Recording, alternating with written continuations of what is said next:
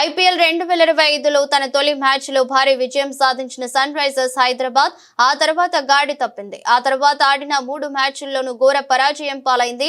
ఎల్ఎస్జీపై 5 వికెట్లు, డీసీపై 7 వికెట్లు. నిన్న కేకేఆర్ చేతిలో 80 పరుగుల భారీ తేడాతో ఓటమి పాలైంది. ఇలా హ్యాట్రిక్ ఓటముల నమోదు చేయడం పట్ల అభిమానులు ఆందోళన వ్యక్తం చేస్తున్నారు.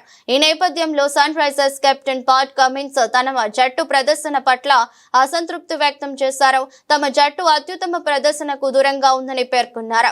బౌలింగ్ బాగానే ఉన్న ఫీల్డర్లు, బ్యాటర్లు చేతులెత్తేయడంతోనే వరుస ఓటములు తప్పడం లేదన్నారు. ప్రధానంగా టాప్ ఆర్డర్ బ్యాటర్లు విఫలం కావడం దెబ్బతీస్తుందని తెలిపారు. నిన్నటి మ్యాచ్లో కూడా కీలక సమయాల్లో ఫీల్డర్లు క్యాచ్లను చేజార్చడం మ్యాచ్పై తీవ్ర ప్రభావం చూపిందన్నారు.